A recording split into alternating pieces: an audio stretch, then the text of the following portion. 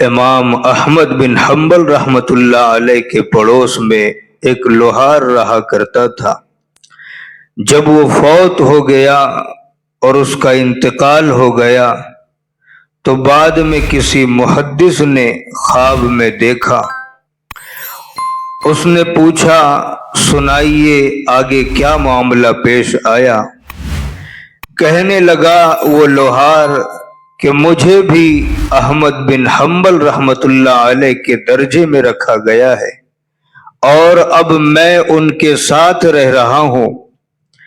اب جس محدث عالم نے یہ خواب دیکھا وہ بڑے حیران ہوئے کہ یہ لوہار تو سارا دن لوہا کوٹتا تھا اور امام احمد بن حنبل رحمۃ اللہ علیہ جو دین کا کام کرنے والے تھے، مسئلہ خلق قرآن کے معاملے میں قربانیاں دینے والے، اللہ کے ایک مقبول بندے تھے، اس لوہار کو ان کے مرتبے میں کیسے رکھ دیا گیا؟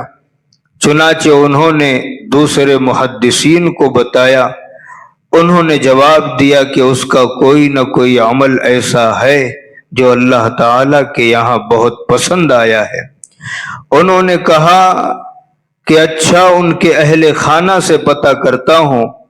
چنانچہ انہوں نے اس لوہار کی اہلیہ سے جا کر کہا کہ میں نے تمہارے خاوند کو خواب میں بڑے اچھے اور اونچے مراتب پر دیکھا ہے، مجھے لگتا ہے کہ اللہ تعالیٰ کو اس کا کوئی عمل پسند آ گیا ہے، آپ مجھے اس کا کوئی خاص عمل بتائیں۔ اس نے جواب دیا کہ وہ ایک عیال دار اور غریب آدمی تھا، سارا دن بھٹی میں لوہا کوٹتا رہتا تھا اور وقت پر نمازیں بھی پڑھتا تھا، اس کے علاوہ اس کی کوئی خاص عبادت نہیں تھی۔ انہوں نے کہا کہ پھر بھی آپ ذرا سوچیں اور بتائیں۔ اس کی بیوی نے سوچ کر بتایا کہ مجھے اس کی زندگی میں دو باتیں نمایاں محسوس ہو رہی ہیں۔ ایک تو یہ کہ اس کے اندر نماز اور اذان کا اتنا ادب تھا کہ اگر لوہا کوٹتے ہوئے کبھی اس کا ہاتھ اوپر ہوتا اور ہتھوڑا ہاتھ میں ہوتا اور عین اسی لمحے اللہ اکبر کی آواز مسجد سے آ جاتی تو وہ اس کو مارنے کے بجائے ہتھوڑا زمین پر رکھ دیتا تھا کہ اب میرے مالک کے منادی نے پکارا ہے اور مجھے اب اس کے دربار میں حاضری دینی ہے۔ دوسری بات یہ کہ وہ سارا دن محنت کر کے رات کو تھکا ہوا آتا تھا تو ہم میاں بیوی کے ساتھ اپنے گھر کی چھت پر سوتے اور ہمارے پڑوس میں امام احمد بن حنبل رحمۃ اللہ علیہ رہا کرتے تھے، ساری رات قرآن پڑھتے ہوئے گزار دیا کرتے تھے۔